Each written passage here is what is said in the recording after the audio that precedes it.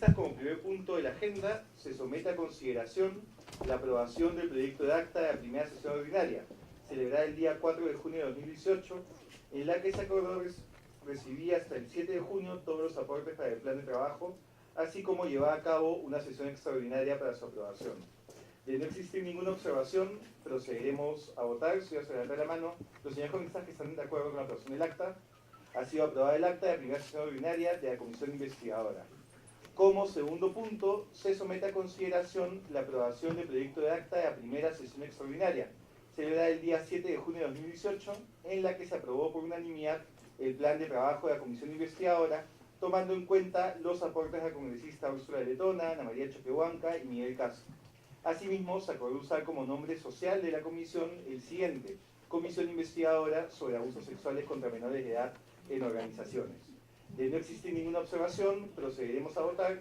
Si van a levantar la mano, señores congresistas, que están de acuerdo con la aprobación del acta. Ha sido aprobada el acta de la primera sesión extraordinaria de la Comisión Investigadora. Pasamos a la sección despacho. Quisiera compartir con ustedes lo siguiente. Como ya salió el 6 de junio, la Presidencia recibió los aportes y sugerencias de las congresistas Úrsula Letona y Ana María Choquehuanca respecto al plan de trabajo de la Comisión. Sus aportes fueron incorporados en el plan de trabajo aprobado por unanimidad en la sesión del pasado 7 de junio.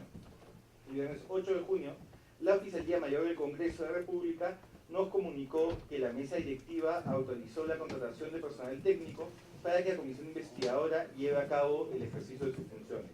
Sin embargo, a la fecha, la Comisión no tiene asignado un ambiente para poder desarrollar sus funciones técnicas. Por ello, ayer, 11 de junio, hemos reiterado este pedido a la Oficialía Mayor del Congreso, destacando el hecho contradictorio de que se nos ha autorizado contar con un equipo técnico, pero que esta aún no cuenta con un espacio acondicionado donde realizar sus labores. Por último, quisiera informar que a la fecha ya hemos solicitado que se incorpore al señor José García Vaca como secretario técnico de la Comisión Investigadora. También quisiera señalar que la semana pasada tuvimos una reunión con el Defensor del Pueblo, quien ha mostrado el interés institucional de la Defensoría, aunque bueno, eso está en la sección informes, disculpen. A continuación pasamos a la sección informes. La Presidencia informa que el miércoles 6 de junio se remitió el oficio 004 dirigido a la adjunta del niño, niña y adolescente de la Defensoría del Pueblo, mediante la cual se les invitó a participar el día de hoy en la presente sesión y nos informen respecto a 1. El funcionamiento del sistema de prevención, respuesta y sanción de abusos contra menores de edad. 2. Los casos supervisados o acompañados por Serjuntía. Y 3. Las instancias de coordinación en las cuales participa la Defensoría. También el 6 de junio, la Presidencia remitió a la Ministra de Mujer y Poblaciones Vulnerables el oficio 005, solicitando una reunión para coordinar la labor de la Comisión en el marco de los diferentes programas de protección contra la violencia de niños, niñas y adolescentes, entre los cuales se encuentra el grupo de trabajo denominado Estrategia Nacional para promover la protección de niños, niñas y adolescentes, y conformado mediante resolución ministerial 027-2018 del Ministerio de la Mujer.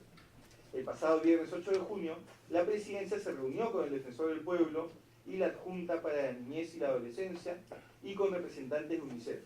En la primera reunión, el Defensor del Pueblo anunció su compromiso institucional de mantener una alianza permanente con la Comisión Investigadora a través de adjuntía especializada, así como de las oficinas defensoriales.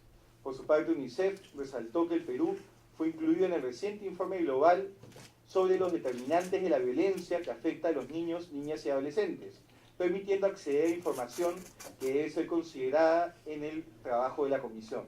De esta manera, UNICEF, la Defensoría del Pueblo, se suman a Save the Children para formar un grupo técnico de apoyo a las labores de esta comisión. Finalmente, la Presidencia informa que en los próximos días sostendrá reuniones con los titulares de diferentes instituciones con competencia en la materia a fin de comprometer su apoyo en el envío de la información solicitada. La Presidencia concede el uso de la palabra a los congresistas que deseen presentar algún informe. Si no hay informes, pasamos a la sección pedidos. La Presidencia concede el uso de la palabra a los congresistas para que formulen sus pedidos. Dado que no hay pedidos, pasamos a la orden del día. Orden del día. Tenemos a continuación la presencia de UNICEF y la Defensoría del Pueblo para las presentaciones que se informaron en la agenda. Voy a pedirle a los señores congresistas que escuchemos las presentaciones de ambas instituciones y reservemos las preguntas o precisiones para cuando hayan finalizado. Primero pasaremos con la exposición de UNICEF sobre la problemática de abuso sexual de menores. Damos la bienvenida a la funcionaria de UNICEF Perú, Gaby Reyes, oficial de protección, y Amanda Martín Rivas, especialista de protección de niños, niñas y adolescentes, quienes en esta oportunidad nos acompañan en calidad de miembros del Grupo Técnico de Apoyo de la presente comisión, con el propósito de compartir la experiencia que su institución posee respecto a la problemática del abuso sexual contra menores. Dejo en el uso de la palabra a las señoras representantes de UNICEF, que pido nos acompañen aquí en la mesa, o como desea más cómodo. Buenas tardes. Yo soy Amanda Martínez, especialista de protección. ¿Puede ser con audio, por favor? Creo que necesitamos que puedas citar el micrófono, para que quede registro. ¿Ya? Listo. Entonces. Gracias. Yo pensaba hablar de pie, me gusta más, pero ya me siento. No hay problema. ¿Dónde me siento? Para allá, ¿no? Mejor, sí.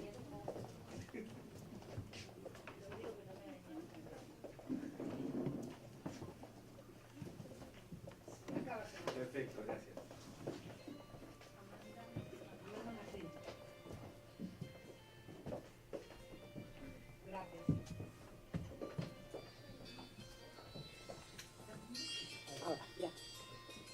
Ya, bueno, buenas tardes a todos y a todas. En primer lugar, quería, en nombre de la representante de UNICEF, agradecer la invitación a formar parte a esta sesión y a formar parte del grupo técnico que pueda acompañar esta comisión.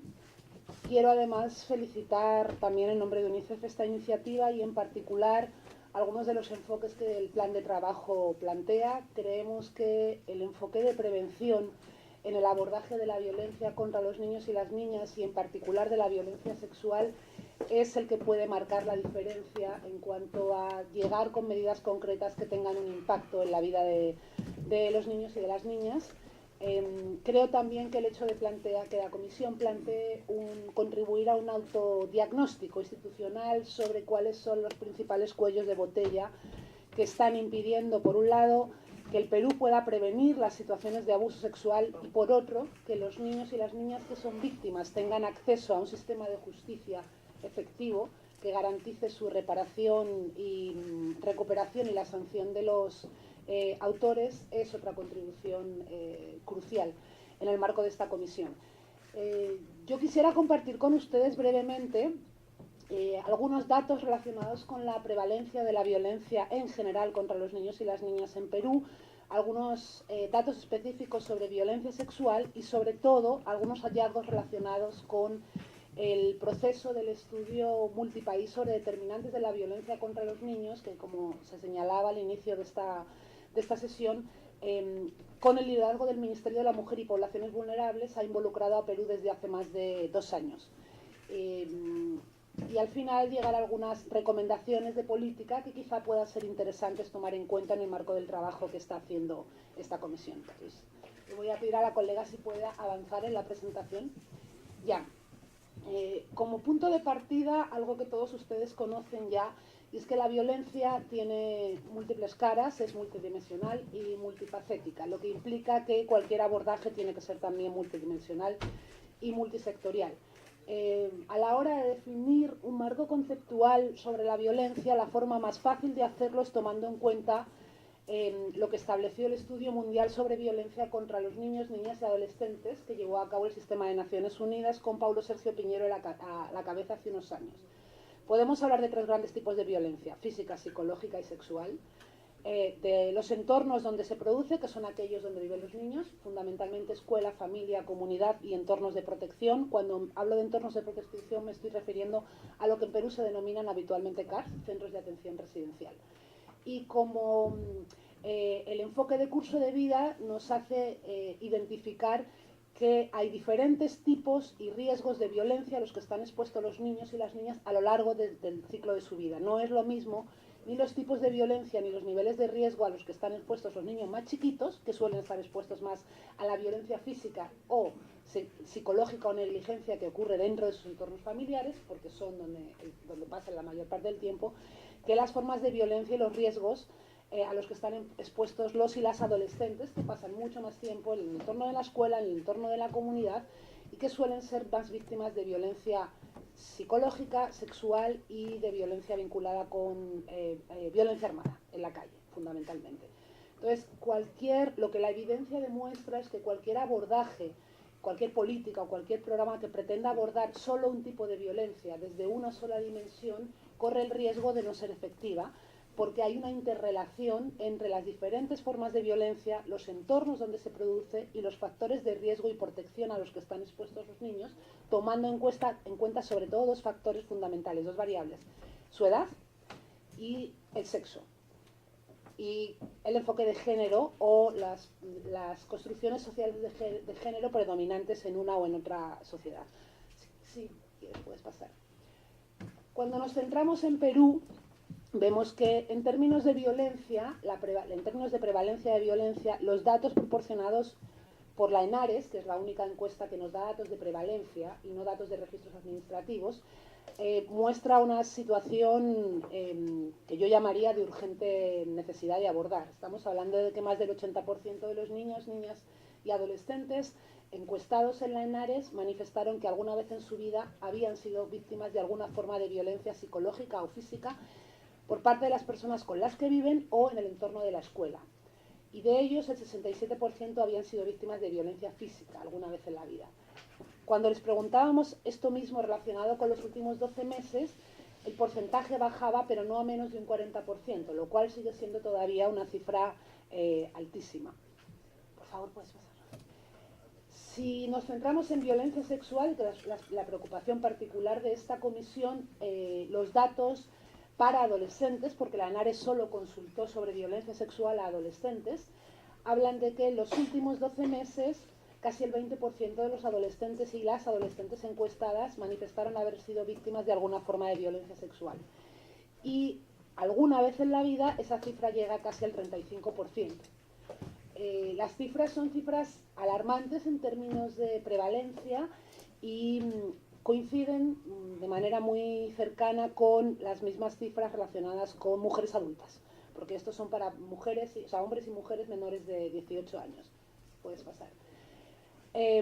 Cuando uno hace un análisis más detallado de la ENARES o de otras fuentes, tanto de registros administrativos, la conclusión a la que llega es que en Perú, como en muchos otros países de la región, no es exclusivamente de Perú, la violencia tiene rostro de niña, tiene rostro de mujer y rostro de niña, y particularmente la violencia sexual tiene rostro de mujer adolescente, fundamentalmente. Y la violencia se produce en los entornos más cercanos donde las adolescentes conviven habitualmente, bien su escuela o bien el entorno familiar o el entorno de confianza y de influencia cercano a su familia.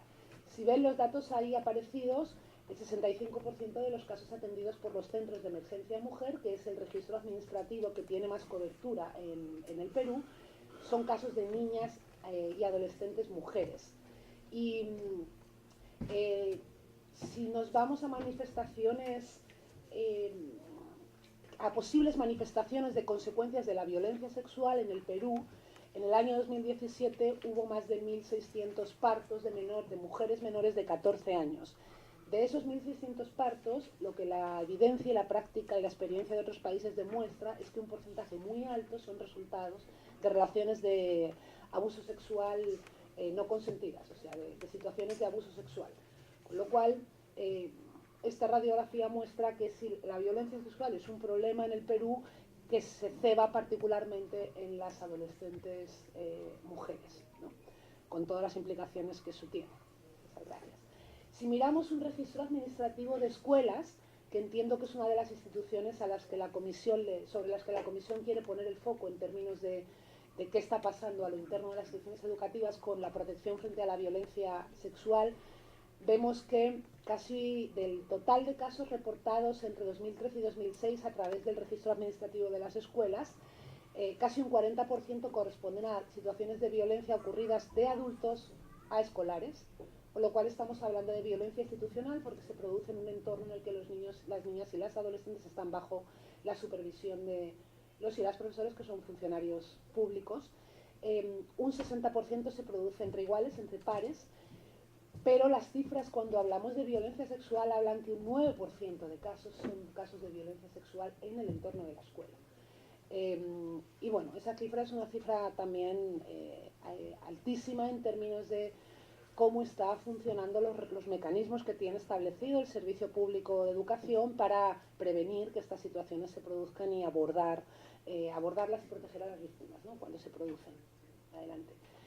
En este contexto, tomando en cuenta la prevalencia de la situación de violencia en el contexto de Perú, dentro del marco del acuerdo de cooperación entre UNICEF y el Estado peruano, se ha identificado como primer ámbito de prioridad para contribuir con el Estado a mejorar sus esfuerzos por garantizar los derechos de los niños, precisamente contribuir a mejorar la garantía del derecho a una vida libre de cualquier forma de violencia, con un énfasis particular en violencia física y violencia sexual en los entornos de la escuela y la familia, así como también el derecho a vivir en familia, que tiene una relación directa con el derecho a vivir una vida libre de violencia, porque cuando uno mira los datos de niños y niñas viviendo en instituciones en Perú, en CARS, un porcentaje altísimo de ellos, que me atrevería a decir que es más del 60%, entre otras cosas, están ahí por haber sido víctimas de alguna forma de violencia en el entorno de su familia, o haber sido víctimas de alguna forma de explotación sexual o de abuso sexual.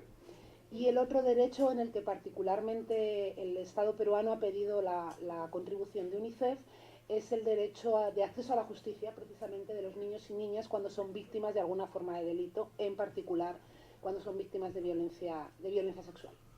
Puedes pasar. En ese marco nosotros tenemos identificadas 3 grandes líneas de contribución, una que está muy relacionada con ayudar a fortalecer la estructura de gobernanza del sistema de protección, es decir, que realmente el sistema de protección funcione desde el nivel nacional al regional y el local, porque una de las cosas, y estoy segura que los colegas de la Defensoría de la Adjuntía de la Niñez van a andar en este punto, uno de los desafíos que tiene Perú en este momento es que el sistema de protección está funcionando, por utilizar un símil, como si abriéramos un caño de agua en lo alto de una montaña o en lo alto de un edificio y colocáramos debajo una planta a la que regar, ¿no?, una flor a la que regar. Entonces, hay un caño, una manguera que tiene que comunicar el agua que sale de arriba y llegar a la planta. En este momento el sistema de protección en Perú tiene cortes de esa manguera. La manguera no está entera, hay fugas. De tal manera que el agua que llega, desde la que sale del caño hasta la que le llega a la flor, es una ínfima parte de la que podría llegar, le llegan gotas. Al final a esa flor le llegan gotas, lo que supone, 1, un impacto directo en la vida de los niños, 2, un impacto en la capacidad del Estado peruano para garantizar los derechos de los niños, en este caso el derecho a la protección, y 3, una ineficiencia en la gestión de los recursos económicos y puede provocar ineficiencia en la gestión de los recursos económicos y humanos, porque hay grandes esfuerzos que se están haciendo desde el sector público por abordar la protección de los niños y las niñas, pero los canales de comunicación entre las políticas, los servicios y la llegada directa a los niños y las niñas en su entorno más cercano, que es el comunitario, no está funcionando adecuadamente. Entonces, nosotros queremos hacer una contribución a fortalecer la estructura de gobernanza del sistema de protección. Queremos contribuir a definir en Perú, desarrollar en Perú modelos de prevención de violencia que hayan sido diseñados, validados y evaluados en el contexto de Perú y que muestren resultados para la realidad de Perú, en el marco del sistema social, económico y del sistema de protección de Perú de acuerdo a su realidad, porque eso va a garantizar que sean sostenibles y que realmente lleguen a la universalidad de los niños. Y la tercera gran línea de apoyo tiene que ver con fortalecer la capacidad de respuesta del Estado una vez que la violencia se ha producido. Pese a que los mayores esfuerzos se tienen que hacer en prevención, porque eso es lo que resulta más eficiente para garantizar el bienestar de los niños y las niñas, y también eficiente desde el punto de vista económico, la realidad es que va a haber situaciones de violencia que se van a producir y la idea es que el sistema de protección y sus trabajadores estén lo mejor preparados para atender a esos niños cuando la violencia se produce. Y en eso estamos también trabajando y me parece particularmente interesante compartir con ustedes que tenemos en marcha un trabajo para hacer un análisis de situación sobre cuáles son los cuellos de botella en el acceso a la justicia de los niños y las niñas víctimas de todas las formas de delito en el Perú. Un trabajo que esperamos hacer en alianza también con la Adjuntía de Niñez y que esperamos pueda contribuir como un insumo interesante a las conclusiones y recomendaciones a las que llegue esta comisión. Puedes pasar, por favor. Nosotros, puedes pasar a la siguiente si quieres. Nosotros consideramos que, como decía, que la mejor forma... Buenas tardes. Que la mejor forma de garantizar el derecho de los niños a vivir una vida libre de violencia es invertir en prevención. Pero para invertir en prevención hay que saber qué es lo que está determinando, qué causa la violencia contra los niños y las niñas en Perú y cuál es la mejor forma de abordarla. Y esta es precisamente la pregunta de investigación que se planteó el estudio multipaís sobre determinantes de la violencia, en el que Perú está participando junto con Zimbabue, Italia y Vietnam. Esta investigación es una investigación aplicada que está orientada a la acción y que lo que quiere es dar insumos científicos para que sean tomados en cuenta por los decisores de políticas y los diseños de políticas. Y su fin último es que Perú esté en capacidad de ejecutar intervenciones basadas en la evidencia obtenida en este país y que ha contado con una evaluación rigurosa del impacto que tiene en la vida de los niños y las niñas. Entonces, en ese marco yo quisiera compartir con ustedes, podemos pasar a la siguiente, algunas de los hallazgos de esta investigación relacionado con las causas que están en Perú determinando la violencia contra los niños y las niñas, porque la apuesta de este proceso es que una evidencia generada con calidad, que tiene capacidad para ser puesta en conocimiento de los tomadores de decisión, y eso tiene un impacto en el diseño de las estrategias y los programas que Perú pone en marcha para abordar la violencia, va a contribuir a disminuir la violencia antes de que esta ocurra y tener una mejor respuesta para los casos en los que ocurre y una respuesta especializada. Podemos pasar a la siguiente si quieres. Vamos a pasar a algunos de los hallazgos. Los hallazgos del estudio de determinantes se presentan en base al modelo ecológico, que es en base al cual se analiza siempre la violencia en los últimos tiempos, de acuerdo al propio enfoque de la Organización Mundial de la Salud. Entonces, podemos mirarlo desde el nivel macro, el nivel más sociopolítico, el nivel institucional, el nivel interpersonal y el nivel individual. Ya, en el caso de Perú, a nivel de los factores determinantes en el contexto macro, en el contexto más relacionado con lo sociopolítico y económico, surgen tres determinantes que están influyendo la ocurrencia de violencia contra los niños y las niñas en general y también la violencia sexual. Uno, el impacto que está teniendo en la vida de las familias el fenómeno migratorio, que provoca separación de las familias, desarraigo, ruptura de lazos familiares y adecuación de grupos familiares a contextos en los que los padres vienen de una realidad completamente diferente a aquella en la que se encuentran los niños o los adolescentes que, por ejemplo, migran a zonas periurbanas de Lima. Ahí se está produciendo un choque generacional y un choque en la visión de cómo tienen que ser las relaciones entre adultos y niños. El otro determinante tiene que ver con factores sostenidos de pobreza que colocan a las familias en situaciones de difícil acceso a servicios básicos y a redes de apoyo. El otro determinante está relacionado con los cambios en la configuración de la familia. Hay múltiples modelos de familia en este momento y los niveles de jerarquía y poder entre los diferentes miembros de la familia están en movilidad. La adecuación de esas nuevas relaciones familiares y el establecimiento de nuevas jerarquías y nuevos patrones de relación entre adultos y niños genera tensiones. Está habiendo una movilidad y una revisión de las normas de género, que son las que determinan las relaciones de poder entre hombres y mujeres y entre niños y adultos también. Y eso está provocando a lo interno de las familias situaciones de tensión que pueden agudizar la prevalencia de violencia contra niños y contra adolescentes. Podemos pasar a lo siguiente. En lo que llamaríamos el entorno de los factores institucionales, el principal factor determinante identificado por el estudio es que el sistema de protección está cambiando de un sistema basado en el entorno comunitario y en las relaciones comunitarias de protección, en los lazos y los networking de protección comunitaria, a un entorno mucho más formal. Un sistema de protección mucho más formal y mucho más rígido, que no está teniendo todavía la capacidad de generar la confianza suficiente en los niños, en las niñas y en las familias para que se acerquen a él y obtengan una respuesta oportuna y adecuada. Con lo cual, el sistema de protección formal está creciendo, pero no necesariamente está siendo capaz de satisfacer las necesidades de los niños, las niñas y las familias que se acercan a él y no tiene una cobertura universal todavía. Con lo cual hay espacios en los que ni existe el sistema de protección formal y los lazos de protección comunitaria se han roto, entre otras cosas por esta movilidad y por estos temas de migración, y ahí los niños y las niñas quedan atrapados en una tierra de nadie en la que no pueden acceder de manera cercana a mecanismos y resortes de protección que garanticen su derecho a una vida libre de violencia, ¿no? Perú tiene un marco legislativo muy bueno y adecuado a los estándares internacionales, pero tiene más dificultades para convertir esos marcos legales en políticas, programas que tengan un impacto directo en la vida de los niños y de las niñas. El otro punto importante es que todavía la familia se concibe como un espacio privado en el que es difícil intervenir, ¿no? Y la violencia contra los niños y las niñas se gesta muchas veces en ese entorno privado con un mal entendimiento de que lo que ocurre al interno de la familia queda al interno de la familia. Pero los derechos de los niños y las niñas no terminan en la puerta de las familias, continúan dentro. Entonces hay que ver de qué forma las familias reciben el apoyo que necesitan para garantizar una crianza sin violencia. El tercer nivel, que tiene que ver con los factores interpersonales, y aquí ya más que hablar de determinantes uno puede hablar de factores de riesgo y de protección, porque dependiendo de cuáles sean las circunstancias en las que viven los niños y las niñas, las relaciones interpersonales pueden actuar como un factor de protección o como un factor de vulnerabilidad o de riesgo.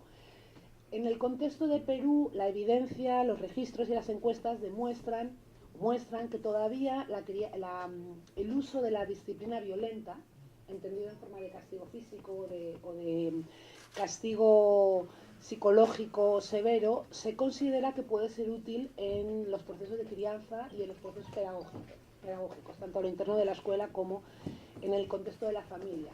Y eso, ustedes pueden ver ahí como preguntados los propios chicos y chicas, casi un 40% justifican el uso del castigo físico por parte de sus papás y mamás cuando ellos se comportan mal. Y casi un 50% de los papás y las mamás consideran que es legítimo y útil el uso de la violencia física, de la disciplina violenta en los procesos de crianza. Mientras no seamos capaces de mostrar que el uso del castigo físico, de la disciplina violenta, además de ser una violación de los derechos humanos de los niños, no tiene ningún impacto positivo en su desarrollo, este seguirá siendo un factor de riesgo al que serán enfrentados los niños y las niñas. Podemos pasar a lo siguiente. En términos de factores individuales, aquí es donde hay un vínculo muy fuerte con los patrones sociales de crianza y los roles de género asignados en el contexto de la socialización. Los niños y las niñas, en su proceso de crecimiento, viven en un entorno que refuerza determinadas identidades de género y sociales, determinadas relaciones de poder, y en ese entorno se mueven. Entonces viven en un entorno en el que por un lado tienen un discurso muy potente de su derecho a la protección, pero por otro, en el discurso diario y en su vida diaria, casi en cualquier momento pueden verse afectados por alguna forma de violencia, bien en el contexto de su escuela o bien en el contexto de su familia. Entonces es un doble discurso que no necesariamente ayuda a que ellos mismos se empoderen en términos de asegurar que su integridad física sea respetada, ¿no?, en todos los contextos. Podemos pasar a lo siguiente. Hecho este análisis de información, que llevó un proceso de análisis de data secundaria, de levantamiento de información de primera mano y de elaboración de un mapeo sobre qué programas y servicios existen en este momento en el Perú para abordar la violencia contra los niños y las niñas, el Ministerio de la Mujer, en el marco de la Comisión Multisectorial del PENAYA, llegó a dos conclusiones. Las dos formas de violencia y los dos entornos en los que es más urgente que Perú trabaje para prevenir la violencia por un lado y para abordar las consecuencias de las víctimas, las consecuencias que sufren las víctimas por otro, son dos. La disciplina violenta en la escuela y en la familia, y la violencia sexual. La primera, por el universo de niños y niñas a los que afecta, prácticamente la totalidad de los niños y niñas del Perú, o bien en la escuela o bien en la familia. Y por el mensaje que lanza a los niños de que la socialización usando la violencia para ejercer relaciones de poder es legítima. Y la violencia sexual porque, gracias a Dios, afecta a un universo mucho más chiquito de niños y de niñas, pero el impacto que tiene en el desarrollo físico, emocional, psicológico de los niños y las niñas es brutal, y la sensación de desprotección que los niños y las niñas que han sido víctimas de violencia manifiestan, y las mujeres también, a la hora de buscar ayuda y reparar la situación y el apoyo emocional que necesitan para recuperarse, es evidente. Entonces esas dos son las formas de violencia que particularmente han salido como de urgente abordaje. La segunda coincide plenamente con el foco de esta comisión, ¿no? Pues, y ya para terminar, en términos de recomendaciones para el diseño de políticas, yo quisiera señalar 4. La primera es obvia y ustedes ya la conocen. A problemas multidimensionales, respuestas multidimensionales. No vale atacar de manera unilateral una sola forma de violencia. Hay que tratar de atacarlas todas y con un enfoque multisectorial. La segunda es que el énfasis tiene que estar puesto en la prevención. La inversión va a ser mucho más efectiva si un Estado invierte más en prevenir que en curar, por así decirlo. Porque es tan especializada la respuesta que tiene que tener un niño o una niña cuando ha sido víctima de una situación de abuso sexual que es imposible que un sistema de protección tenga la capacidad de darle todo lo que necesita para cada caso individualmente. Es mucho mejor prevenir, pero además prevenir es lo que asegura que el Estado cumple con garantizar el derecho a una vida libre de violencia. Y ahí hay un trabajo muy enfático en probar qué funciona, qué realmente funciona para prevenir la violencia sexual en el contexto de Perú, y hay que hacer un esfuerzo por deslegitimar el uso cotidiano de la violencia que los niños cuentan como parte habitual de su vida o en la escuela o en la familia cuando no se comportan adecuadamente. Podemos pasar a la siguiente. Mejorar la articulación, esta también es una recomendación bastante básica, pero es real. O sea, mientras no haya un liderazgo capaz de articular los esfuerzos de todos los sectores que tienen competencias en materia de protección, va a ser muy difícil dar una respuesta consistente y que produzca impacto de manera permanente.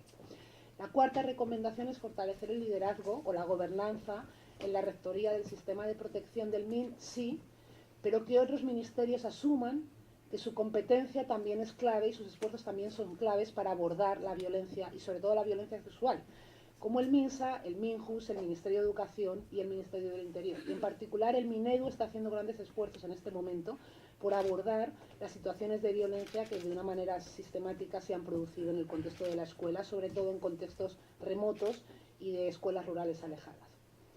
La quinta recomendación tiene que ver con cómo abordamos la corresponsabilidad que tienen los medios de comunicación en la manera en la que presentan el drama de la violencia contra los niños y las niñas, que no ayuda a identificar sus causas subyacentes y más que nada convierte los relatos en un diario de casos de terror, ¿no? Pero sin abordar las consecuencias últimas y los factores subyacentes que están debajo de esos casos terribles. Y la sexta recomendación tiene que ver con revisar la efectividad de lo que se está invirtiendo en este momento. Y esa la relaciono con la siguiente diapositiva. En el análisis de la inversión pública en infancia y adolescencia que se hace en el Perú, lo que se ha identificado es que del total de inversión pública que se hace en niños, niñas y adolescentes, solo un 1% se dedica a abordar la protección, tanto desde el punto de vista de prevención como de respuesta a las diferentes formas de violencia que sufren los niños, niñas y adolescentes, incluida la violencia sexual. Ese es un porcentaje muy chiquito que probablemente necesita ser incrementado, pero incluso a lo interno de ese 1% tenemos que identificar en qué se está gastando, cómo se está ejecutando, cómo se está monitoreando ese gasto y qué impacto está teniendo en la vida de los niños y de las niñas. Si realmente la inversión se está haciendo en aquellas estrategias que están basadas en evidencia porque han demostrado que funcionan en un contexto como el de Perú. Entonces, la voluntad política es buena, es necesaria y es un requisito imprescindible, pero no es suficiente para impactar en la vida de los niños y las niñas. Sin presupuesto es muy difícil hacer sostenibles los cambios en situaciones, en contextos de violencia como el que está viviendo Perú en este momento. Y la siguiente, por favor. Y el último mensaje que nosotros quisiéramos dejar encima de la mesa es que efectivamente no abordemos el problema de la violencia con un enfoque de que es inevitable. La violencia contra los niños se puede evitar, es absolutamente intolerable desde cualquier punto de vista, es prevenible y hay ejemplos y muestras también en Perú de que determinadas estrategias funcionan. Y sí se puede, o sea, no estamos ante un fenómeno que uno considere que es fatal y que no va a haber nada que hacer para resolverlo. Es intolerable, es prevenible y se puede evitar. Muchas gracias. Muchas gracias. ¿Alguno de los congresistas desea hacer alguna pregunta, consulta o comentario a la exposición? De no ser así, yo tengo unas consultas muy puntuales. con la posibilidad de que algún colega también pueda intervenir.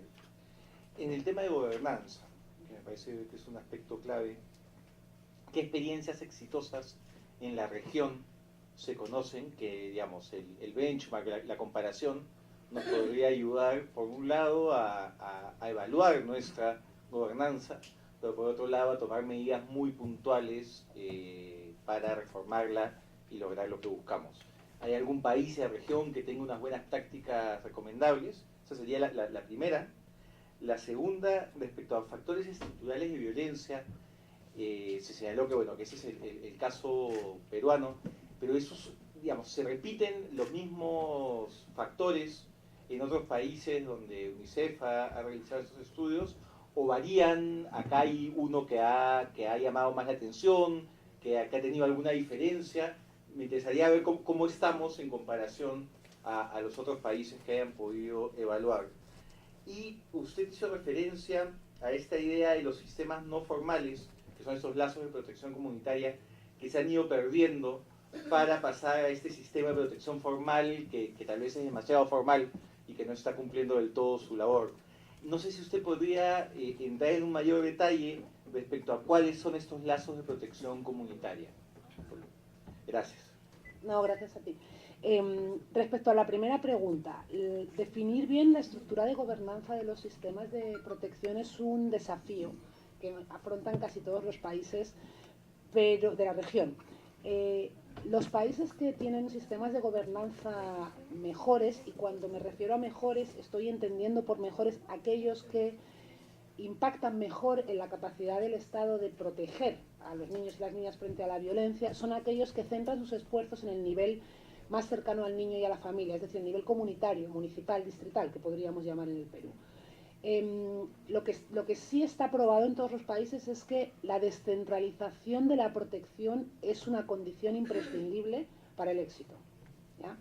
Entonces, un buen proceso de descentralización que distribuya bien competencias desde el nivel nacional, regional y distrital, en el caso de Perú, va a contribuir a que al final, en el entorno más cercano donde los niños se desarrollan, existan los diferentes servicios y dispositivos a disposición, perdón, valga la redundancia, de los niños y las familias para prevenir las situaciones de riesgo de violencia y abordar oportunamente la protección de los niños cuando la violencia se produce. La clave es lo comunitario, lo distrital en el caso de Perú, porque los servicios de protección tienen que estar lo más cerca posible de sus beneficiarios, que en este caso son los niños y las niñas. Entonces, las estructuras concentradas o desconcentradas, pero no descentralizadas, generan más cuellos de botella para impactar la vida de los niños y las niñas. Entonces, es muy importante que haya en el nivel central una buena estructura de definición de políticas, lineamientos, control, estándares de calidad, o sea, definición de estándares de calidad, definición de procesos operativos y demás. Pero al mismo tiempo es también muy importante que los gobiernos distritales y los gobiernos regionales, en la parte que les toca, tengan bien definidas cuáles son sus roles para garantizar la protección de los niños y las niñas, y que a nivel del distrito funcione una red articulada de servicios que actúe, o sea, que funcione como un reloj y que reciba insumos. Cuando digo insumos me refiero personal y recursos económicos tanto del nivel central como del nivel distrital y del nivel local, de ambos niveles. Porque esos son, como por así decirlo, los elementos comunes de éxito allá donde los sistemas de protección funcionan mejor y están más cerca de la vida de los niños y las niñas. Entonces, en un país como Perú, que tiene un proceso de descentralización en marcha, y con un contexto tan complicado en términos de diversidad geográfica y de distancias, yo creo que ahí Perú, hay que reconocer, Perú tiene unos desafíos que no tienen otros países de la región, que tienen una geografía mucho más accesible y mucho más fácil. Perú tiene que innovar en términos de ver de qué manera puede hacer llegar los servicios de protección al día a día de la vida de los niños, tomando en cuenta las zonas dispersas y rurales, poco pobladas, pero donde hay niños y niñas que tienen exactamente los mismos derechos que los que viven en Lima, para tener acceso al ejercicio de sus derechos todos los días, ¿no? Entonces, esos serían como algunos elementos de éxito. No hay una fórmula única, cada país tiene que buscar la suya, pero nosotros estamos queriendo apoyar al MIN y trabajar con el MIN para poder hacer para poder crear un espacio de discusión en América Latina y el Caribe con sede en Perú, ¿no? Poder tener alguna especie de foro o de encuentro donde los diferentes países cuenten sus experiencias de construcción del sistema de gobernanza, de protección para los niños y las niñas, y que eso pueda convertirse en un espacio de intercambio entre gobiernos, de buenas prácticas y de lecciones aprendidas, que creo que puede ser muy útil en el proceso en el que está Perú. Eso respecto al primer punto. Respecto a los determinantes vinculados con la dimensión estructural, ¿no? Los que son los factores estructurales, sí, hay muchos que se repiten. O sea, los que tienen que ver con la inequidad, porque yo más que pobreza diría la inequidad, es decir, la inequidad en el acceso a oportunidades y a servicios es un core que se repite en casi todos los países. Pero, sin embargo, por ejemplo, otros factores estructurales relacionados con marcos legales, con marcos de política y con relaciones jerárquicas de poder, ¿no? Entre los diferentes niveles sociales y tipos de grupos sociales existentes en un país, no necesariamente se repiten en todos los países. Una de las cosas que surgió en el estudio de determinantes en el caso de Perú con mucha fuerza es que la estructura estratificada y la jerarquía de poderes, y los diferentes niveles de jerarquía en los que todavía se estructura la composición social de Perú es un factor que no necesariamente ayuda a que haya un estándar común de entendimiento sobre cómo deben ser las relaciones entre adultos y niños, ¿no? En este contexto. Y, por ejemplo, el tema de la migración afecta a otros países de manera mucho más contundente que a Perú, porque en muchos países hablamos de migración más externa que interna.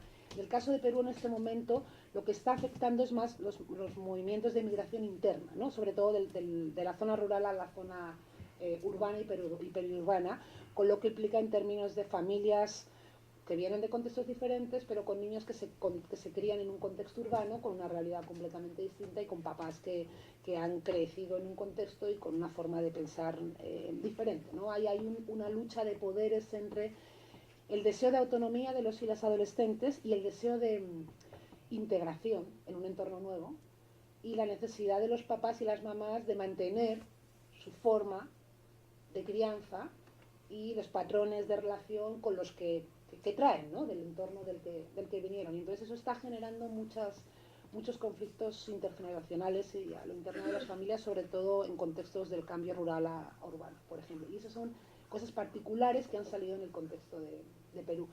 Y tu tercera pregunta, perdón, se me ha olvidado. Sí, Perdón. es sobre si podría ahondar un poco en estos lazos de protección comunitaria que se están perdiendo, a cuáles se refería, algunos ejemplos de... Sí, bueno, por lazos de protección comunitaria, sistemas informales de protección comunitaria, uno piensa en cómo las comunidades se organizan, por ejemplo, para atender el cuidado de los niños y de las niñas y compatibilizarlos con las actividades productivas, por poner un ejemplo muy básico, ¿no? Entonces, cómo la familia extendida, constituida no solo por las personas que tienen lazos de sangre con uno, sino también lazos de vecindad, forma parte del entorno en el que se apoyan los niños y las niñas en el día a día durante diferentes momentos de vuelta de la escuela, de tiempos en los que sus papás están trabajando, etcétera, etcétera. Los mecanismos de autocontención o de sanción social de determinadas conductas que no se toleran respecto a niños, niñas y adolescentes y que suelen establecerse en acuerdos de convivencia en comunidades más chiquitas, en muchos casos ayudan a prevenir determinados riesgos a los que se pueden exponer los niños. En el momento en el que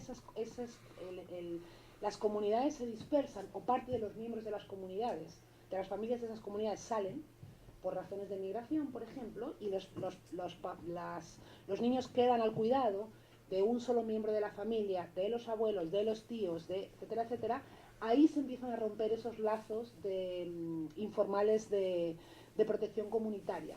Y el Estado no está llegando necesariamente con una cobertura adecuada a todos aquellos lugares donde sería necesario ver qué tipo de apoyo requieren esas familias que están pasando por circunstancias particularmente complejas y esos niños para asegurar unos estándares mínimos que no les coloquen en situación de riesgo de violencia, ni a ellos ni a sus papás de ejercerla. Porque en muchos contextos lo que se produce es cuando uno habla de las mujeres son las principales autoras de violencia contra los niños, ¿no? Por ejemplo.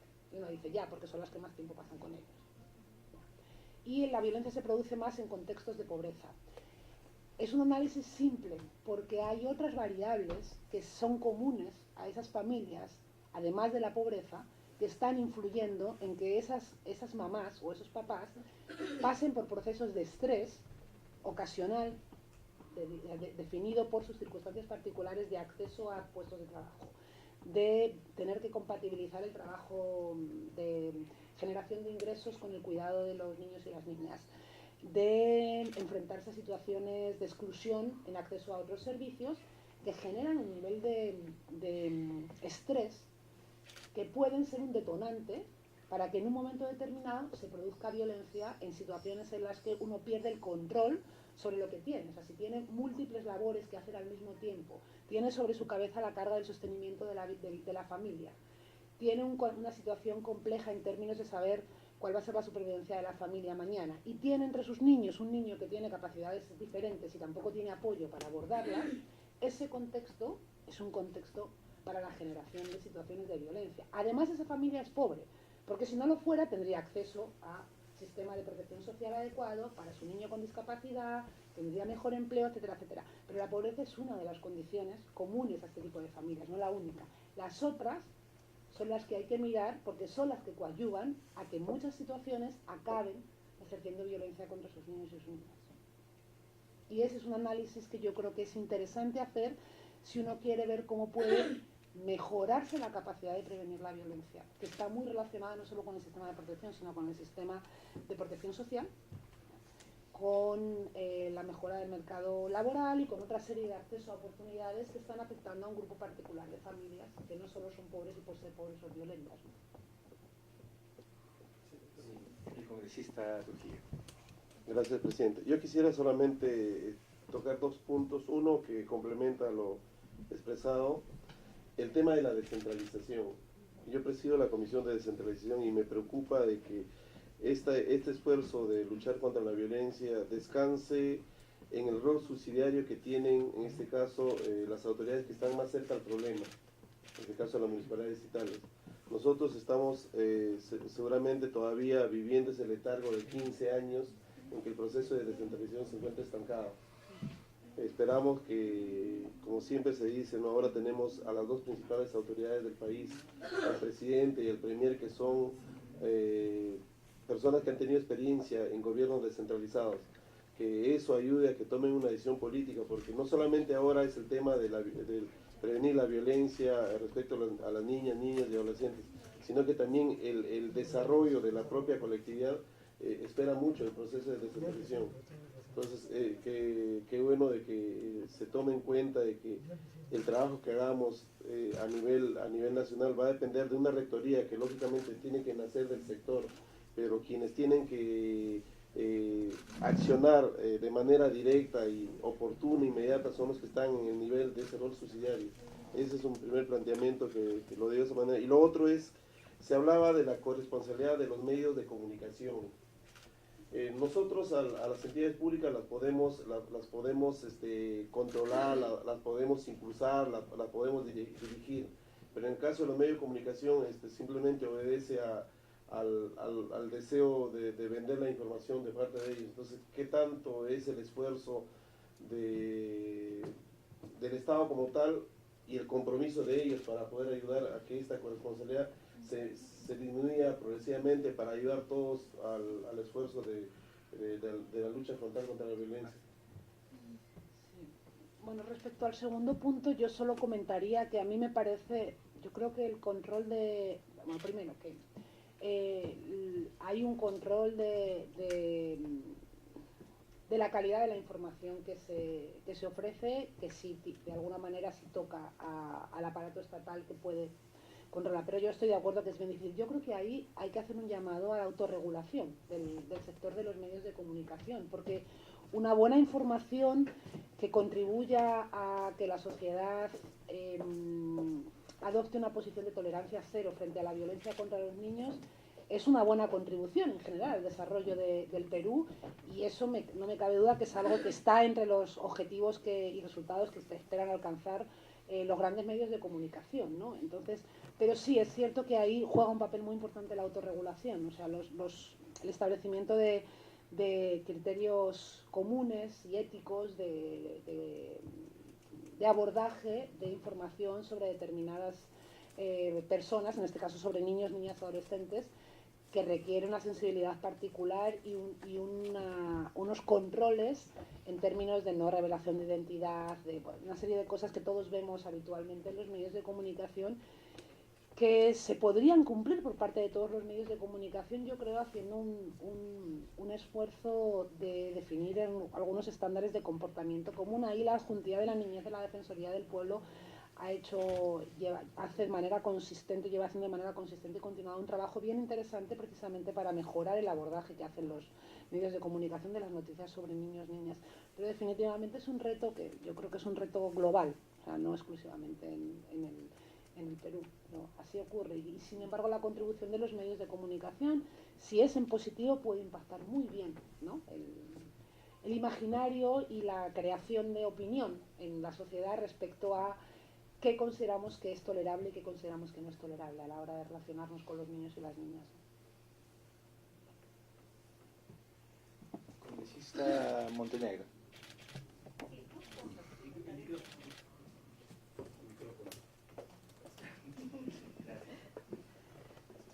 Sí, dos cosas que me parecen sumamente importantes. Creo que no podemos avanzar en este tema si es que el tema de articulación no es bien entendido. Y creo que hay muchas iniciativas bastante importantes desde diferentes sectores, pero que se diluyen justamente por la falta de articulación. Y es más, los presupuestos también se diluyen y no causan impacto por la falta de articulación. ¿Qué hacemos para que esta palabra clave se transforme en realidad en una estrategia de desarrollo en el tema que estamos tocando? Eso por un lado. Y por otro lado, definitivamente la clave acá y el enfoque de la comisión va a ser la parte preventiva. ¿Cómo prevenir y cómo trabajar el tema de la prevención desde un sistema educativo que está borrando de todo el enfoque de género? Y que me han asustado a todas las madres de familia de todos los sectores sobre el enfoque de género, sobre cómo han mezclado un tema con una ideología que yo no termino de entenderla, ni sé si existe o no, en función a que toda política pública ahora tratamos de derivarla y reforzarla teniendo como base la Agenda 2030, ¿no?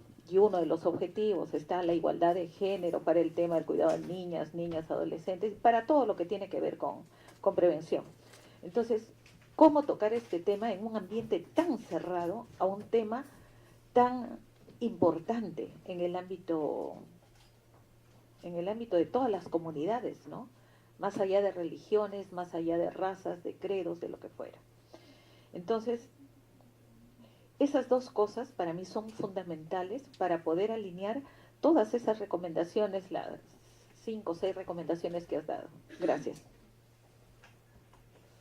Sí, yo creo que el tema de la articulación es un gran reto, y es un gran reto que uno se encuentra en todos los países cuando tratan de fortalecer su capacidad de garantía de los derechos de los niños y las niñas. Ya me gustaría a mí tener una solución al respecto, creo que no vale una sola, pero a mí me parece que que es bien importante que en términos de metas, indicadores y resultados esperados a los que los diferentes sectores se comprometen anualmente en sus planes institucionales y en sus planes organizativos, haya metas, indicadores y resultados concretos vinculados con el rol que cada ministerio puede jugar en materia de prevención o de respuesta adecuada a la violencia contra los niños, niñas y adolescentes. Al final, una forma de, vamos a decirlo, promover la articulación o alinear a los diferentes sectores para que sientan que la articulación es útil, ¿no? es que tenga un impacto en el logro de los propios resultados a los que ellos como sector se comprometen. Y yo creo que aquí hay un tema. O sea, cuando uno habla de protección frente a la violencia, normalmente uno mira al MINC, ¿ya? El MIN puede ser el ente rector del sistema de protección y de garantía de derechos de niños, niñas y adolescentes, pero las competencias respecto a prevenir y abordar adecuadamente la violencia están muy diluidas entre los otros diferentes ministerios, claro, y sectores, incluido el Poder Judicial, el Ministerio Público y demás, por su rol respecto de acceso a la justicia. Entonces, pero creo que mientras esos otros sectores y los líderes de esos sectores no puedan definir con claridad que deben incorporar en sus metas anuales y en sus resultados de impacto y en sus indicadores medibles, aquellos que también tienen que ver con su rol que les toca en prevenir y abordar la violencia, eso pues va a seguir siendo un hándicap. Pero no creo que esa sea una única solución. Quiero decir, creo que esa puede ser una de las que contribuya. Y creo que en el caso de Perú hay un muy buen contexto generado para esto, porque Perú tiene casi el 100% de su presupuesto en la estructura del enfoque de presupuesto basado en resultados, ¿no? Y la mayoría del presupuesto que llega a los diferentes sectores le llega a través de las plataformas de los PPRs. Y los PPRs tienen muy claramente definida una estructura con indicadores, productos, acciones y resultados esperados anualmente. Entonces, es posible identificar en la cadena de resultados de los PPRs que financian los diferentes sectores indicadores, productos y actividades concretas que contribuyan a la prevención o a la respuesta adecuada al acceso a la justicia de los niños víctimas de violencia. Una revisión muy detallada de los grandes PPRs que tienen sí o sí que tener un impacto en la garantía del derecho a la protección de los niños probablemente pueda ayudar.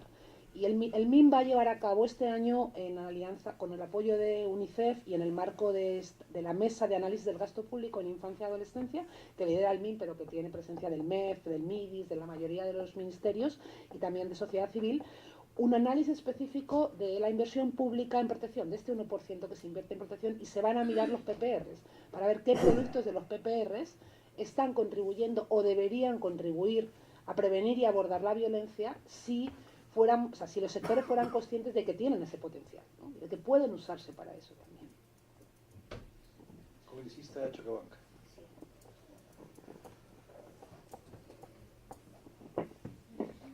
Quizás solo un comentario, presidente, acerca de mi experiencia en el Ministerio de la Mujer.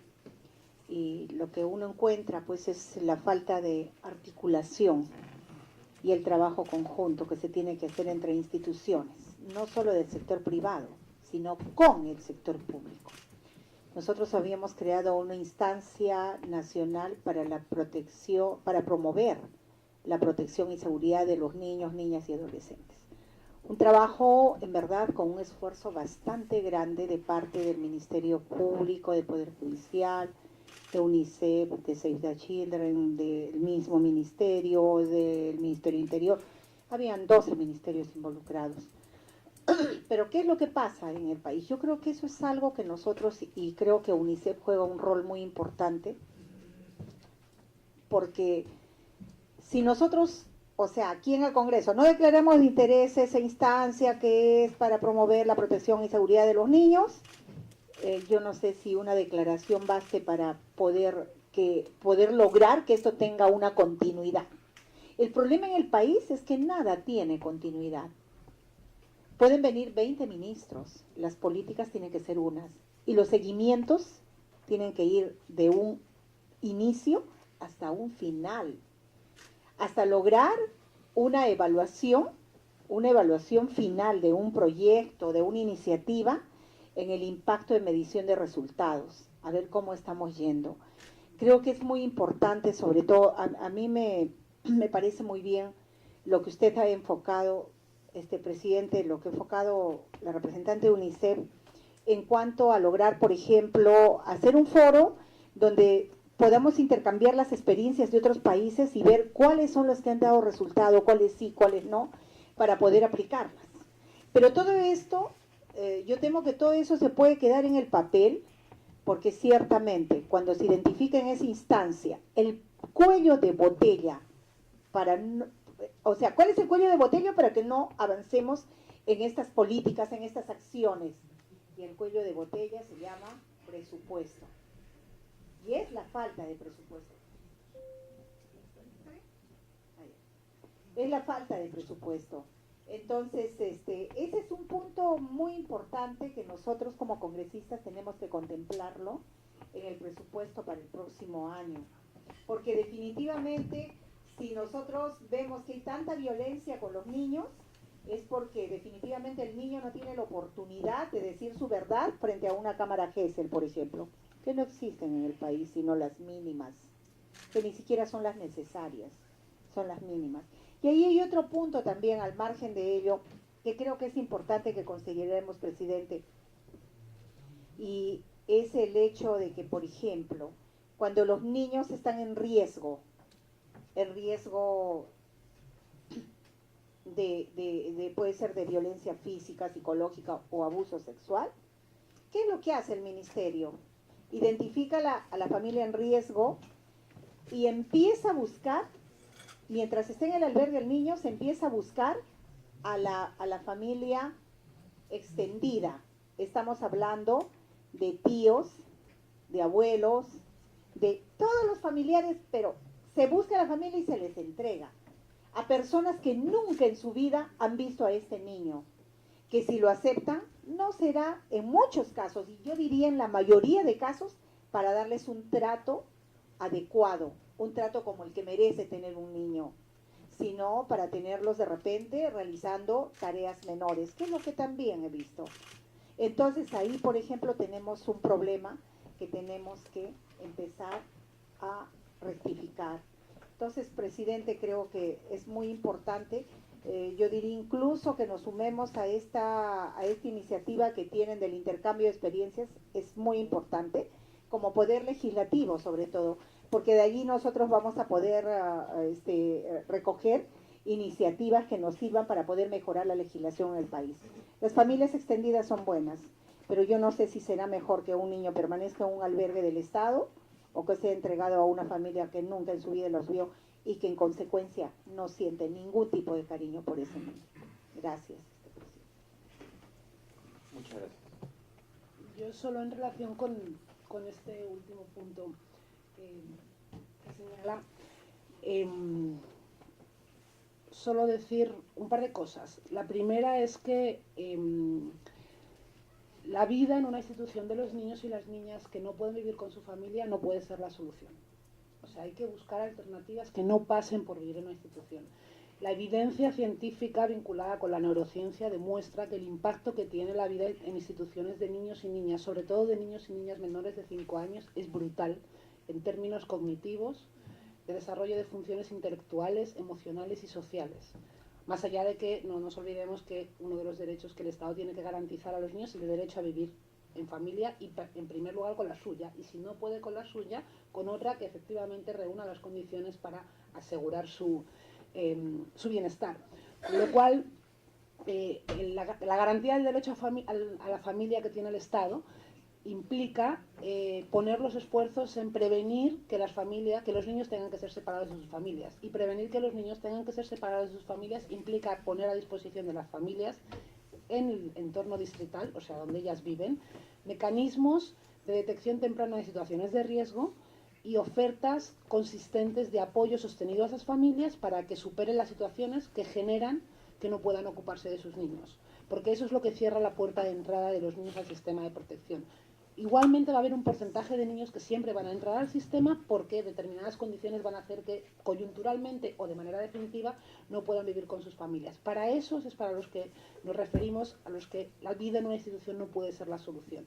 El acogimiento familiar, sea en familia tercera, en familia extendida, las soluciones de vida independiente o de vida tutelada, por así decirlo, de grupos chiquitos de niños y de niñas que viven con educadores sociales que pueden organizarles la vida y apoyarles. Hay que buscar diferentes soluciones, pero no puede ser que Perú tenga más de 6.000 niños y niñas viviendo en instituciones en este momento, porque el impacto de eso en su vida va a tener consecuencias a efectos de desarrollo incluso humano de Perú, ¿no?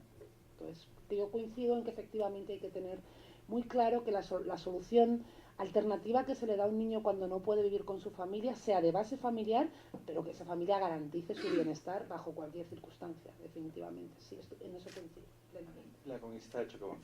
Muy breve en realidad. Sí, yo estoy plenamente de acuerdo también con ese punto de vista, pero creo que la 1297 también ahora nos da una solución y son las familias acogedoras. La acogida es una gran solución. Nosotros dejamos un proyecto para instalar un banco de familias acogedoras que UNICEF también lo puede hacer suyo, porque creo que aquí no solamente se ve, digamos, a que pueda acogerla una familia. En Chile ha dado muy buen resultado, 4.000 familias, que no necesariamente son, por ejemplo, son personas solteras, mujeres divorciadas, mujeres viudas, parejas adultas, o sea, hacer un banco de familias acogedoras, estas personas los pueden tener y no necesariamente se van a quedar institucionalizados, no necesariamente van a tener una vida grupal como la que tienen en un albergue, pero creo que ya tenemos que ir también nosotros viendo, precisamente, velando por la seguridad de estos niños y viendo este banco de familias acogedoras, en verdad resolvería muchos de estos problemas. Gracias. Sí, yo estoy completamente de acuerdo. El acogimiento familiar en familia tercera es una de las grandes soluciones para sacar a los niños de las instituciones y para evitar que entren. Sí. Muy bien, le agradecemos su participación a la representante de UNICEF. El trabajo va a seguir siendo muy cercano. Por lo pronto, con su venia voy a compartir con los miembros de la comisión la exposición y continuamos este trabajo que recién se inicia. Muchísimas gracias. Estamos en la mejor disposición para continuar apoyando. Gracias por el espacio.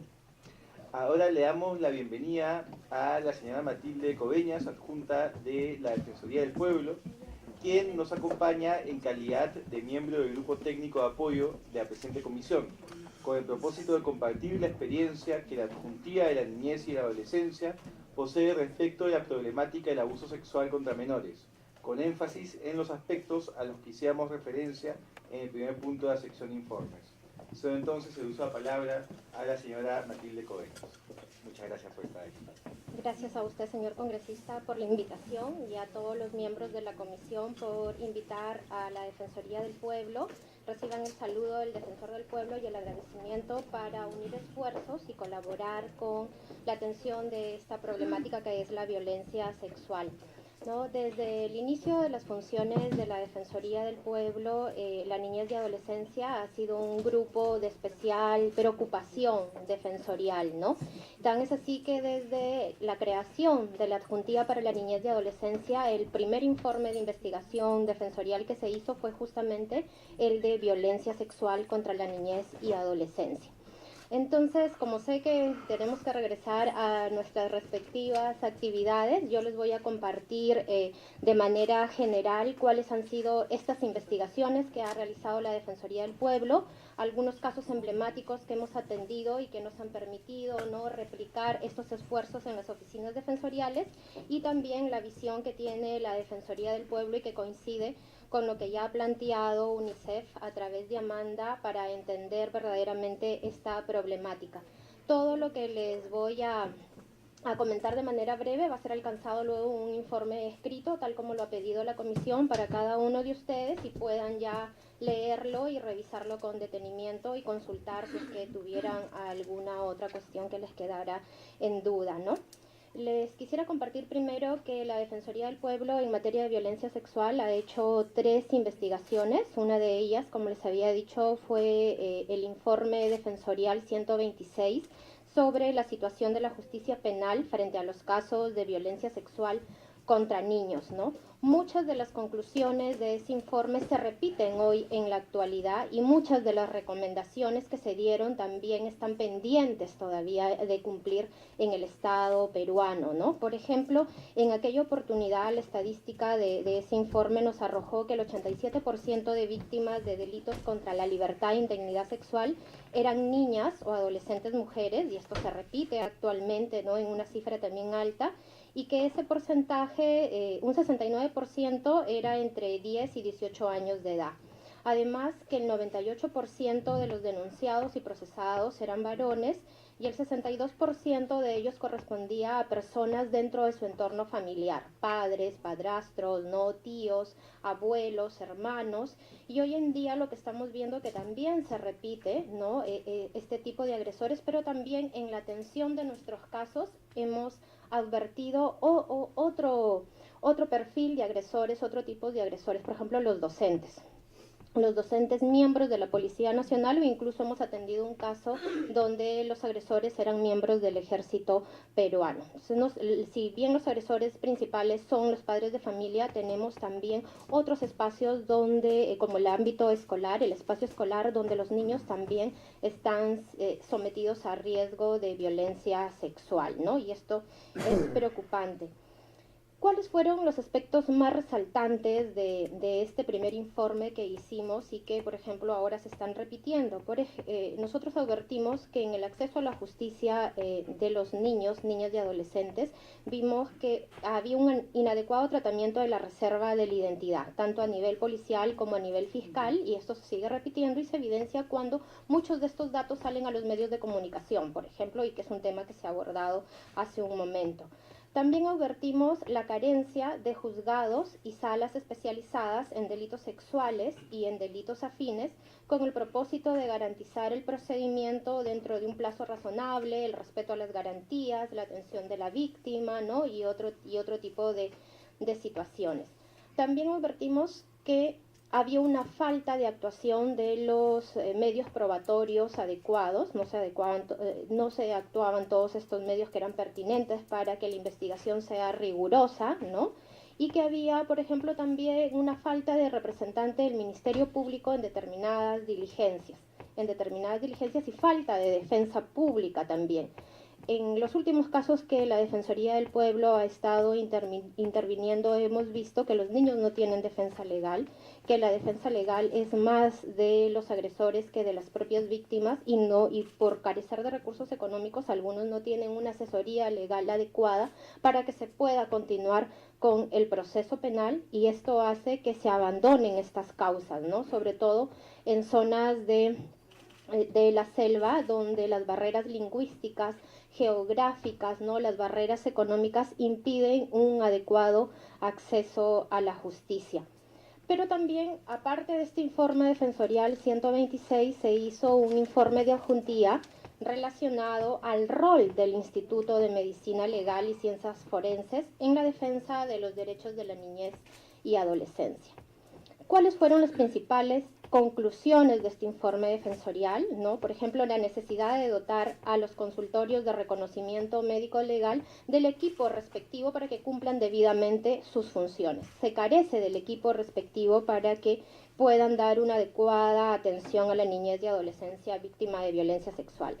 Además, también pudimos advertir la necesidad de implementar un equipo multidisciplinario de atención rápida, y además en turnos de 24 horas, que estén permanentemente ahí. La ausencia de un protocolo referido al procedimiento de derivación de víctimas a otras entidades del Estado, por ejemplo, al Ministerio de Salud, ¿no? Para una adecuada atención también de su salud emocional, porque no basta solamente ocuparme de ese momento de contención a la víctima que se le puede dar, ¿no? Después de ocurrido el hecho o cuando se atreve a denunciar, sino que se tiene que dar todo un acompañamiento, ¿no? Y atención emocional, porque la violencia sexual es la forma más terrible de las violencias y puede ocasionar consecuencias irreparables e irreversibles en la vida de los niños y que pueden repercutir incluso en su vida de adultos, ¿no? Eso sin duda ya no tiene cuestionamiento y se tiene que hacer algo al respecto, ¿no? ¿Qué más advertimos? Ya lo que es muy importante, espacios privados para los niños, niñas y adolescentes cuando acuden a las divisiones médicos legales. No pueden estar en el mismo espacio donde están los adultos, así como también hemos advertido que en las comisarías no hay estos espacios privados, e incluso en las defensorías de los niños, niñas y adolescentes tampoco hay estos espacios privados, ¿no? También hemos encontrado esto en las divisiones médicos legales. Un espacio privado es importantísimo para que la víctima no se sienta revictimizada, porque lo que va a contar es muy doloroso para su vida y estar rodeada de otras personas, de otros adultos que no tienen nada que ver con los hechos, puede hacer que ellas no cuenten o que se sientan doblemente vulneradas, ¿no? Un espacio privado, confidencial, que permita a ellos dar cuenta de lo que pasó es importantísimo desde la Defensoría del Pueblo. Además de esto, lo que ya se conoce, comprobamos que existe insuficiente número de psicólogos a cargo de las entrevistas únicas en las cámaras GESEL, ¿no? la necesidad también de que exista mayor remuneración, por ejemplo, para los médicos y el personal psicólogo de estas divisiones médicos legales para evitar la rotación. Muchos de ellos son capacitados por distintas entidades, a veces por organizaciones de la sociedad civil, y son sensibilizados en la atención de las víctimas menores de edad de violencia sexual. Pero luego ellos tienen que salir, entonces empezamos con nuevos profesionales y el trabajo nuevamente se limita en la atención de la niñez y adolescencia. Estas fueron algunas de las conclusiones y que se las vamos a alcanzar en los informes respectivos. Y en la otra investigación que realizó la Defensoría del Pueblo, más bien nos enfocamos en la violencia sexual contra la niñez indígena. Este fue un primer diagnóstico que se hizo sobre esta temática, ¿no? Porque la niñez indígena es materia de múltiple discriminación por su género, por su edad, además por su condición de indígena, ¿no? Y hemos advertido ahí graves problemas de violencia sexual, sobre todo en el ámbito escolar, especialmente en la zona de Nieva y de Condorcanqui, y que coincide con otras investigaciones como por ejemplo del Ministerio de Educación, que actualmente además ha saltado este problema, no solo en esta comunidad, sino también en otras comunidades similares, donde la niñez indígena es violentada, no solamente por los docentes, sino también por los propios padres de familia. Nosotros estamos muy preocupados por esta materia, tenemos un grupo de trabajo dentro de la Defensoría para poder colaborar con esta investigación y poder seguir brindando respuestas, ¿no?, articuladas, pero además respuestas serias desde el Estado. Porque cada vez que se presenta un caso de violencia sexual, van distintas instituciones a tratar de ver el tema y las niñas ya no quieren hablar, o las propias madres de familia ya no quieren hablar porque sienten que se les va a preguntar lo mismo y después no hay ninguna respuesta sostenida ni ninguna respuesta con determinación desde el Estado, ¿no? En este caso, además de violencia sexual indígena, advertimos que las víctimas no, sobre todo porque el problema era de violencia por parte de los docentes, no podían reportar, por ejemplo, en la plataforma del CICB este problema por justamente falta de conectividad. Entonces, el tema del tratamiento, la convivencia escolar, de la prevención y a la atención de los casos, ¿no?, de acuerdo a la ley de convivencia escolar, es casi nulo, ¿no? No se implementa esta norma y más bien eso muestra que los docentes son los que están vulnerando la integridad sexual de las niñas, sobre todo, de las niñas.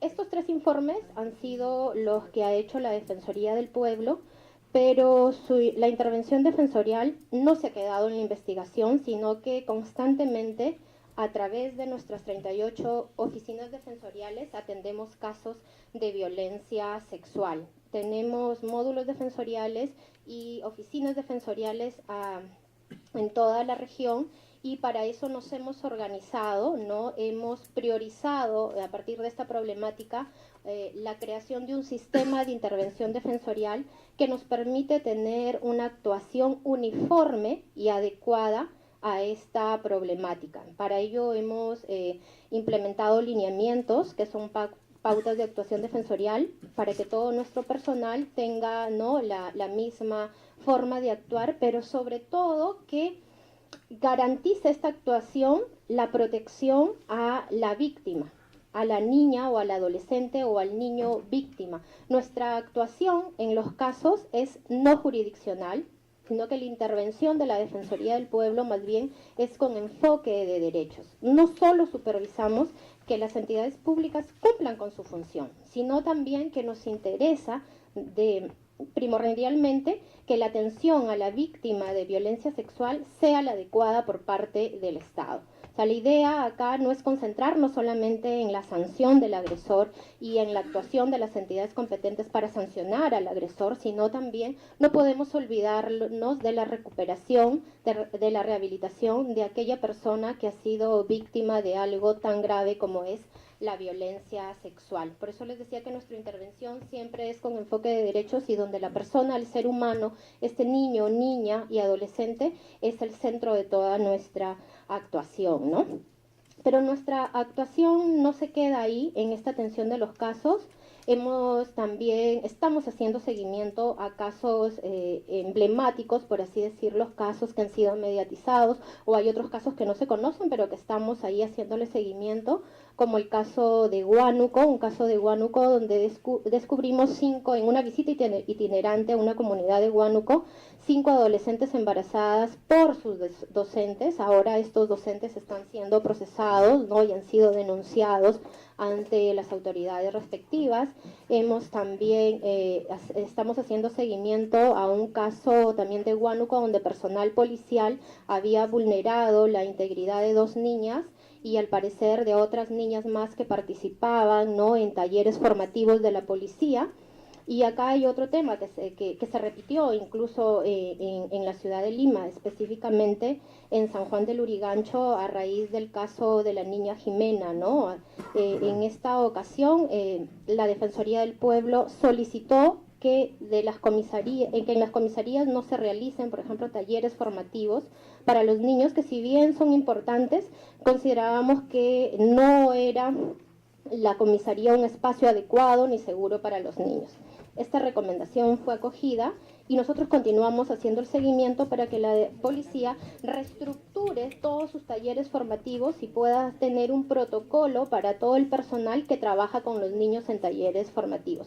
Pero sobre todo que estos talleres se realicen en espacios que brinden seguridad y la debida protección y cuidado a la niñez y adolescencia, ¿no?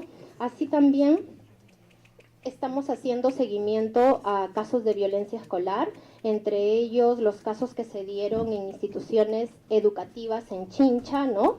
A partir de esto, la Defensoría ha reforzado la actuación de sus oficinas defensoriales para supervisar la implementación de la Ley de Convivencia Escolar, es decir, para que las escuelas sean espacios seguros también, así como las comisarías sean espacios seguros para los niños y también puedan tener sus normas de convivencia escolar, para que tengan su equipo respectivo que permita prevenir y atender la violencia escolar, para que toda la comunidad educativa participe en la protección de la niñez y adolescencia en el ámbito escolar, pero sobre todo para que los niños dentro de la escuela sean escuchados en sus necesidades, para que los niños puedan decir que se sienten en riesgo, para que los niños puedan decir que se sienten amenazados por determinado personal o por determinado docente, ¿no? Hemos reforzado esta supervisión, tenemos resultados de una supervisión hecha también el año pasado y que se la vamos a compartir,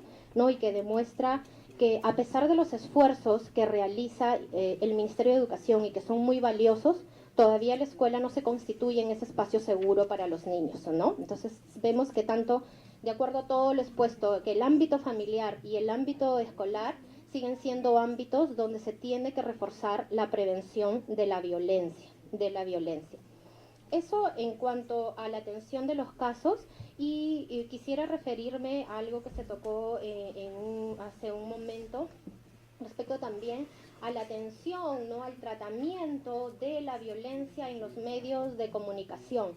Nosotros desde el año 2012 formamos parte de un grupo llamado Niñez y Medios, que tiene como integrantes a UNICEF, también a la Defensoría del Pueblo, a Save the Children, a Acción por los Niños y otras entidades también del Estado, para promover un tratamiento adecuado de las noticias en materia de niñez y adolescencia.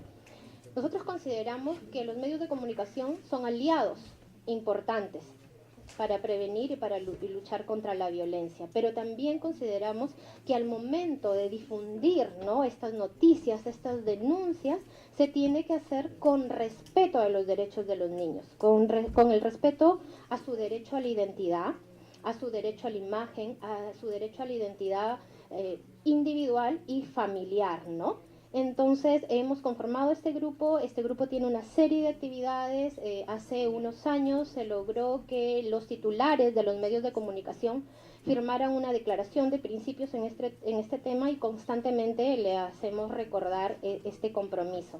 Además de otras acciones, ¿no? Y hoy día precisamente hemos lanzado en coordinación con otras entidades el segundo concurso de periodismo denominado Periodismo sin Violencia. La temática justamente es violencia sexual, para buscar que los medios de comunicación, los periodistas, puedan informar debidamente sobre esta materia, ¿no? Así y otras acciones más, realizamos charlas de capacitación, talleres, y toda la actividad defensorial va a ser comunicada de manera mucho más detallada ya y no tan rápida, ¿no?, en el informe respectivo. Finalmente, yo quisiera concluir con algo que había sostenido Amanda respecto a que la violencia se puede prevenir. Desde la Defensoría del Pueblo consideramos que existen 3 ejes principales para atender este tema de violencia. El eje de prevención, ¿no? El eje de prevención, el eje de la sanción, que generalmente nos centramos siempre cada vez que hay un caso, ¿no?, emblemático, un caso mediático, en sancionar, y nos olvidamos de la prevención. O tenemos discursos de que hay que prevenir, pero al final no tomamos medidas adecuadas para efectivamente lograr esta prevención. Entonces tenemos la prevención, la sanción y la atención, y primordialmente la atención a la niña, al niño o al adolescente víctima de violencia sexual. Pero para poder cumplir las acciones de estos 3 ejes es necesario el presupuesto. Entidades con responsabilidades primordiales en atender la violencia sexual necesitan el presupuesto necesario para ello, ¿no? Pero sobre todo necesitan que el sistema de protección a la niñez y a la adolescencia tenga todos los componentes que exige un sistema, ¿no? Tenemos en el Código de la Niñez y Adolescencia creado un sistema de protección a la infancia, pero vemos todavía que falta un liderazgo fuerte del ente rector en materia de niñez y adolescencia, que es el Ministerio de la Mujer. Falta todavía una articulación, y que ya se ha hablado también acá, entre el ente rector y los gobiernos subnacionales, y además entre los propios sectores. Además falta mucho más presupuesto para atender no solo la violencia sexual, sino también otros problemas que tienen los niños, niñas y adolescentes. Entonces, si tenemos un sistema de protección fuerte, vamos a poder responder de manera adecuada, mucho más rápida y más rigurosa, ¿no?, a todos los temas que involucran a nuestros niños, ¿no? Entonces, la Defensoría del Pueblo va a seguir insistiendo en esta actuación, en estos ejes, en el fortalecimiento del sistema de protección, con un enfoque de derechos, primordialmente, enfoque de derechos de la niñez. Pero también hemos advertido que se necesitan interrelacionarse otros enfoques dependiendo del caso concreto. El enfoque de interculturalidad, cuando tengamos niñas indígenas, o el enfoque de discapacidad, porque también tenemos casos de niñas sordas violentadas en sus colegios, ¿no? El enfoque de género primordial, y todos aquellos enfoques que sean necesarios para atender esta problemática. El enfoque de derechos de la niñez tiene que interrelacionarse con otros enfoques, si no vamos a tener una visión de repente muy sesgada o una atención muy sesgada de la problemática. Entonces, me comprometo a alcanzarles desde la adjuntía este informe detallado, y bueno, nuevamente a disposición de ustedes para todo lo que consideren pertinente. No sé si los colegas tienen una consulta. Yo quisiera hacer unas preguntas muy puntuales con cargo a recibir la información, y agradeciéndole por su participación. Primero tiene que ver con el tema del enfoque preventivo. Creo que una de las cosas que nos llevamos como comisión de la intervención tanto de UNICEF como de la Defensoría es la importancia de darle un énfasis a la prevención que actualmente no le estamos dando. Dentro de esta idea del enfoque preventivo, ¿hay alguna tarea pendiente en el ámbito normativo, o el problema está más ya en la ejecución del marco normativo ya existente? Por ejemplo, me queda clarísimo que hay un tema presupuestal, ¿no? Nos quedamos con esta cifra del 1% que creo que nos preocupa a todos. Pero quería saber si desde el lado del Congreso, además de pelear por más presupuesto en la siguiente ley de presupuesto, ¿hay alguna tarea que haya podido identificar la Defensoría que podamos impulsar como comisión? Ok. En el ámbito de violencia escolar relacionado al enfoque preventivo, se trata más de una implementación de las normas que ya existen, ¿no? Si bien hay algunos detalles que se tienen que afinar en la ley de convivencia escolar, conocida como la ley anti-bullying, tenemos una serie de normativas, ¿no?, por parte del Ministerio de Educación, que ha sacado para poder prevenir la violencia. Eso implica que toda la comunidad educativa, incluido directores, docentes, personal administrativo, cualquier personal que trabaja en una institución educativa, las UGELES, ¿no? Las direcciones regionales de educación, conozcan sus obligaciones en materia de convivencia escolar y adopten las medidas, ¿no? o cumplan sus obligaciones para prevenir la violencia dentro de la escuela. No se puede activar, por ejemplo, un comité de tutoría, ¿no? Solamente cuando hay un caso de violencia entre niños o de un docente a niño, que es generalmente lo que ocurre. Este comité debe funcionar y, por ejemplo, ahí se debe exigir desde que se inician las clases que estos comités estén organizados, que la escuela tenga esa organización para poder atender la violencia, pero sobre todo para prevenirla, ¿no? Todo el personal educativo, incluidos los niños, deben saber que en su escuela no se tolera la violencia y si existe un caso de violencia se tiene que denunciar, ¿no?, al director. Pero ¿qué pasa? Los niños no conocen qué cosa deben hacer, los profesores tampoco, ¿no? Y tienen a veces, y si conocen, tienen mucho miedo de denunciar.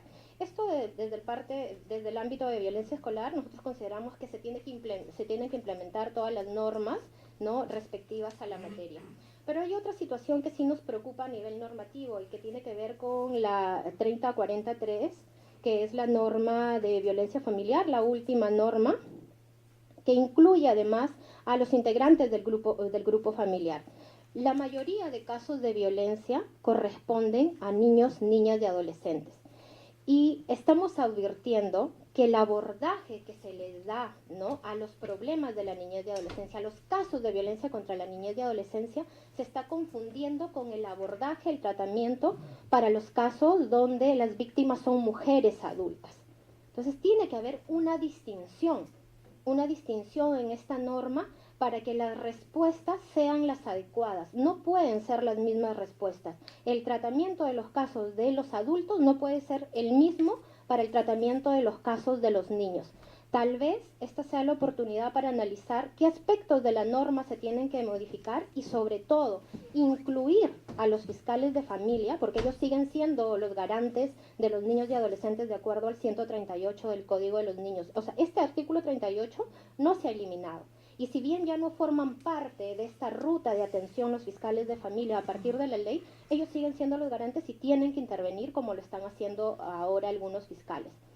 El reglamento de esta norma ha tratado de solucionar este problema respecto a la actuación de los fiscales, pero todavía debe quedar más claro que ellos tienen que intervenir necesariamente, por ejemplo, para dictar medidas de protección, ¿no? Eso es lo que hemos advertido desde la Defensoría del Pueblo. Y quisiéramos también ahí hacer un análisis riguroso que permita luego dar sugerencias, recomendaciones a todas las entidades involucradas. Una última consulta respecto a la plataforma CICB implementada por el Ministerio de Educación. ¿Qué balance hacen de la misma y sobre todo qué oportunidades de mejora han podido identificar? A partir de la supervisión del año pasado que les vamos a alcanzar y que está a punto de salir en el informe, hemos advertido que, por ejemplo, no se gestiona la plataforma del CICB en las distintas escuelas. Si bien se han inscrito los representantes o están afiliadas al sistema, las autoridades respectivas no la saben gestionar. Y los casos del CICB no necesariamente coinciden con los casos que están en el libro de incidencia ni con los casos que conoce la Defensoría del Pueblo. Ahí hay que hacer un trabajo mucho más fino con las propias autoridades que manejan este sistema para que además los datos que señalen sean mucho más ejemplificadores de la problemática que están pasando las instituciones educativas, ¿no? Labor de evaluación que han hecho, ¿la pueden alcanzar? Esto lo podemos alcanzar, sí, también. Eso va a ser mucha utilidad. Le agradezco a la Defensoría del Pueblo por su intervención el día de hoy y en especial por este apoyo institucional que nos van a brindar a lo largo del trabajo de la comisión. Estoy seguro que esta sinergia de sociedad civil y Estado para lograr los objetivos de esta comisión va a ser muy valioso. No sé si tiene algún tema más que agregar antes de... No, eso es todo. Muchas gracias. Si no hubiera más preguntas ni otro asunto que tratar, la Presidencia agradece la participación de las representantes de UNICEF y la Defensoría del Pueblo, así como los integrantes de la comisión, y no habiendo ningún otro tema que tratar, siendo las 3:42, damos por levantada la sesión. Muchas gracias.